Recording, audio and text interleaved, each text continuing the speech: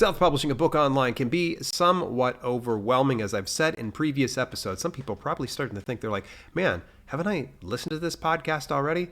Well, there's a good reason, because I'm doing a very deep dive into the business of self-publishing your books online. And I'm really focusing on each and every single platform that I know of and all the features and the pros and cons of each one of them.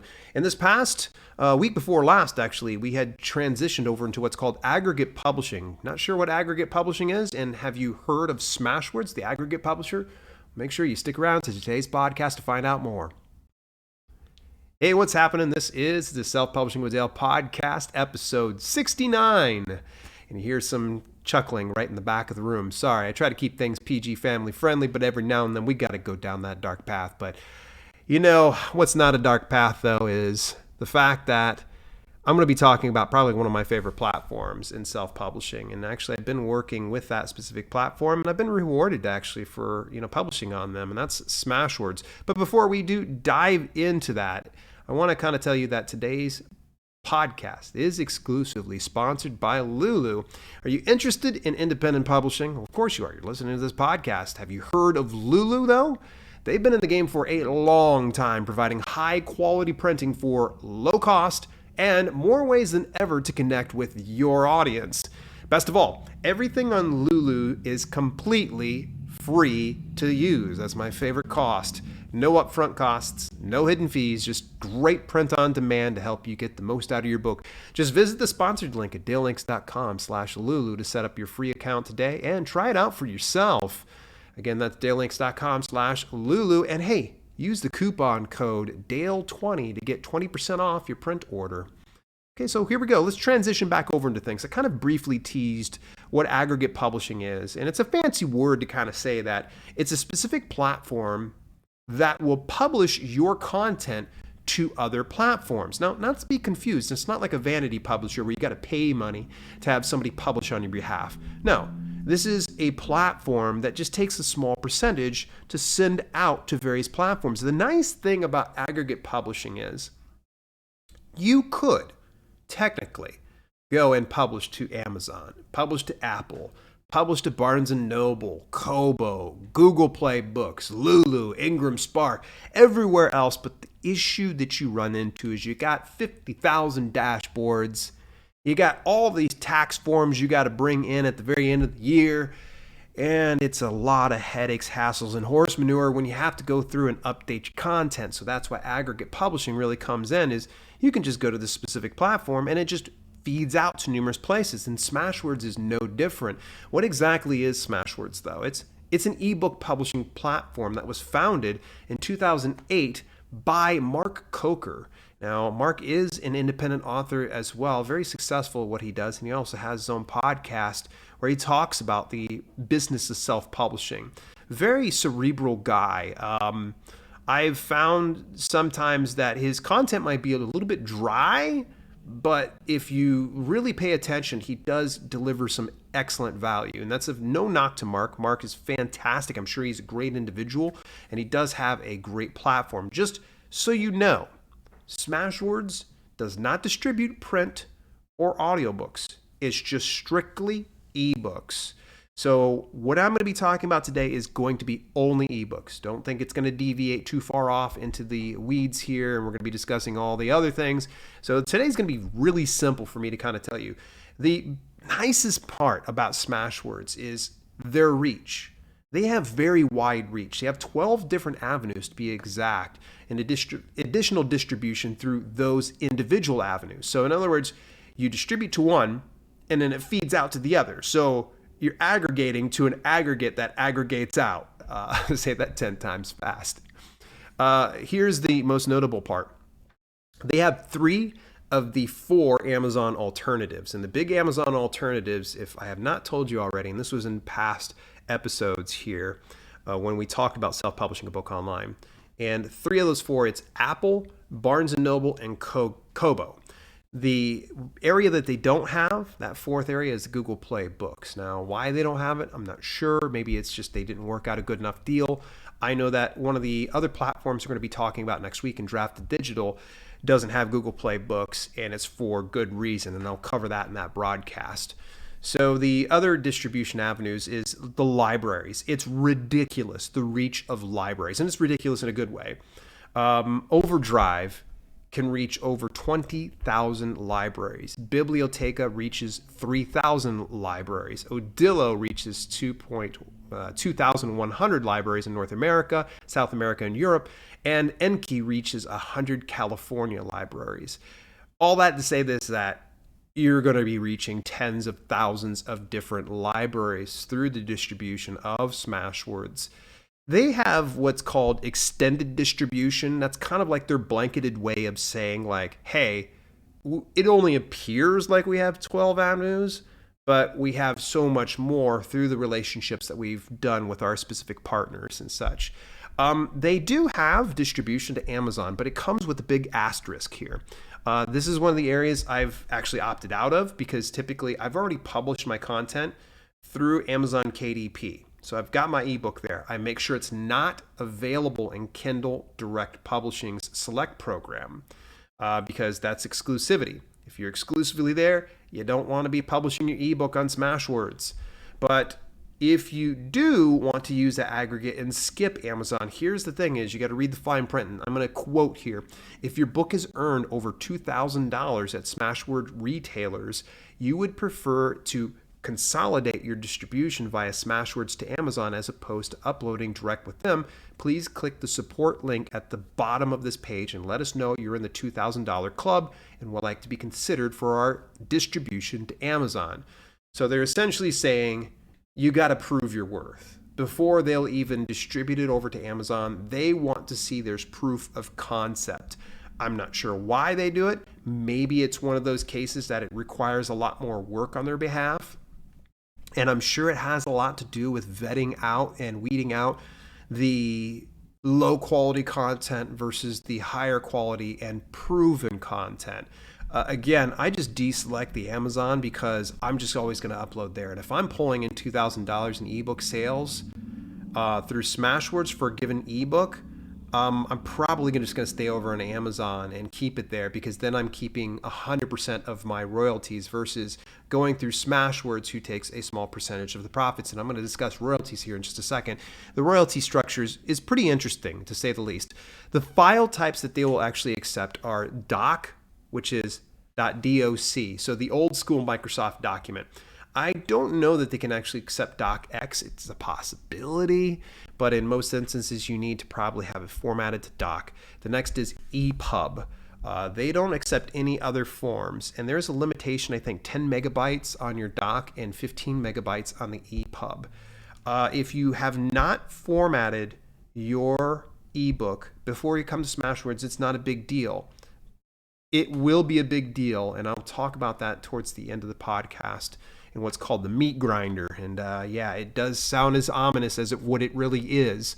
But I can just say this, if you have a doc, you can always bring it there. Keep the formatting as simple as possible. If you want to get an EPUB, this is going to sound crazy, you can go over to Drafted Digital's platform and get it done for free.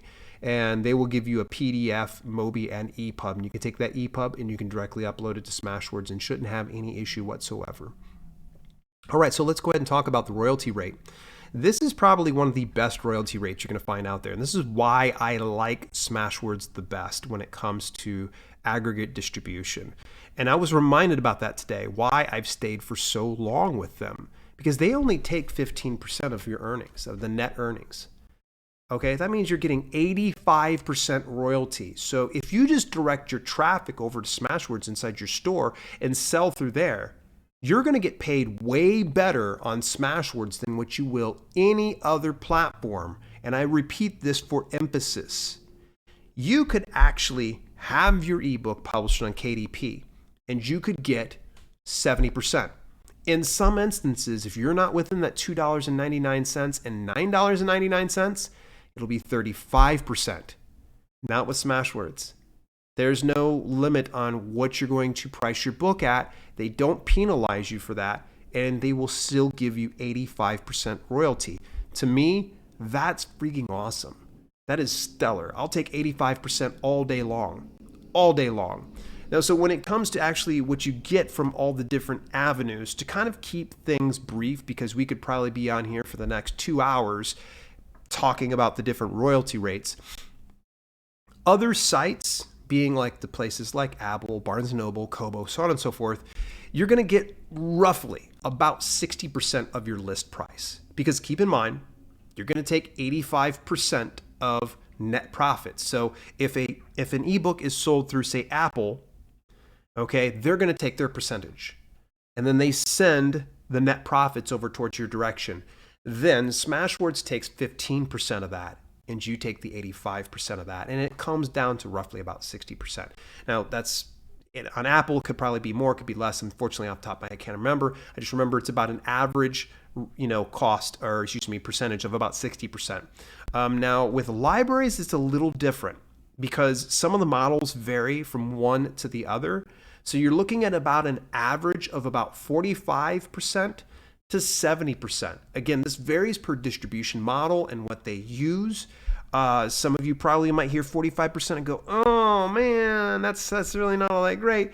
But you're getting into libraries. And by getting into libraries, you're going to be reaching a different audience. You wouldn't otherwise probably spend money on your stuff. I know I'll go to the library sometimes and I'll read a book, and sometimes I'll go out and buy it. But for the most part, usually when people go to libraries, kind of save a little bit of money, and it's probably the path of least resistance. So at least you're able to profit off of that audience who wouldn't otherwise buy your content. And sure, it's a little lower, but you're getting into a different area and you're able to accommodate more readers than, say, if you were to go and stay exclusively to one platform or the other. It should be noted, you can't get library distribution through Amazon. Yeah, think about that. If you're staying exclusive or to Kindle Direct Publishing, you're doing yourself a great disservice, and you're also telling a lot of your readers, you either meet me here or you don't meet me anywhere. If you can, I want you to really kind of consider libraries. Library distribution will change everything for you. It'll get it to where you have wider reach. So at any rate, getting off my soapbox here, we're going to go into the payouts. The payout structure is a little bit different and actually changed, and I was really happy about when they actually changed it about a couple years ago, because it used to be a quarterly payout. Now they pay out monthly, and actually they pay you 40 days after the close of the month, and they say within 40 days. I typically only see within 30 days. They're usually pretty good about it and very consistent in getting your payout. Off the top of my head, and I'm sorry I didn't look into this before I got into the podcast, I don't think you get any PayPal fees, and that's the way that you're paid out, is through PayPal or through check. If you want to get it through check, it has to be $75 minimum. However, if you want to get it anywhere it's 1 cent or greater, if you've made it, and hopefully you make more than 1 cent, you will get paid through PayPal. Highly, highly, highly recommend it. Now, if you happen to be in a region that doesn't honor PayPal, they actually have a troubleshooting guide within their FAQ. I would say just go on to smashwords.com and take a look at their FAQ, and they talk about actually setting up something through Payoneer, and once you get the check threshold of $75 or more, then you would just go ahead and request a check and it would be sent to Payoneer that way. But the payout's really wonderful. They've been very, very consistent. You're going to find when you first get into this, because it is aggregate publishing, there's going to be a little bit of a delay, because obviously they're collecting. You can make a sale on Apple, okay? Then that's going to take 30 days to get over to Smashwords. And then Smashwords is going to have to get it to you 30 days after that. So there's typically a longer. So though you might hear me saying 40 days after the close of the month, it's going to probably be closer to like 70 days after the close of the month when it's all said and done, because there's just that in between. They are acting as a middleman. There's other features that I do want to kind of bring to light, and these are kind of ones that really stand out to me because not too many of the other platforms have this, and one of them includes 7 keyword slots. It is ridiculous the number of keywords you can put in there and how long of a long tail keywords you can put on Smashwords. Absolutely insane. It is really nuts that you can do 10 keywords. Compare that over to Kindle Direct Publishing, you only get 7 and you're limited to 50 characters. I don't know if there was ever any character limit when it comes to your long tail keyword. And I've seen some pretty good results by using some of those slots in a very strategic fashion. The next thing is they actually link out. They allow linking out to print and audio versions. That is cool. You would think Smashwords would probably be in the mindset of, well, those are my competitors. I'm not making a dime off this. They actually want to help you out as an indie author. And this is why, one of the reasons why I do like Mark Coker is the fact that he's an indie author for indie authors. And he knows that, hey, look, we're not going to be able to fulfill print or audiobooks things. So why don't we just go ahead and allow you to link those things? So if someone lands on your Smashwords page for your author page and they see the ebook and they go, you know what, I want the print book. They'll go ahead and order that. They can just go ahead and select it. It'll send them over to that platform that you link to. Same thing goes for the audiobook. That's really cool to me, I think. The next thing, actually, I just saw this today. I never knew this before. You can actually add a video, like a promotional video of some sort. So if you have a book trailer, you can go ahead and add that on in there. That's pretty awesome, if you don't mind me saying so. The next thing is the coupon manager. You can actually create coupons in your store. So if you want to, like, say, do a 15% off coupon or $1 off coupon, you can create that in there, and you can also manage that. You can set up expirations, things like that. One thing that I do love about them is the occasionally they'll run site-wide sales, and they'll actually send push notifications through your email telling you about these particular site-wide sales. Do not sleep on it. Every time they've had a site-wide sale and I've discounted all of my books, I've seen a huge boost in sales. My checks definitely increased, sometimes 3-4x what it was, prior to that. So don't sleep on that. And I would recommend, if you do run site-wide sales, if you have an email newsletter or a following of some sort, inform them about it. Tell them about it, because then it'll send more traffic in there, and Smashwords is going to go, oh, people are buying this book, so why don't we go ahead and send some more people on over there? So they're really big about promoting your stuff, and especially when it comes to site-wide sales, I really love it. They usually have something. They just had one not too long ago because of the COVID issue, and they ran it for, I think it had to have been about 2 months.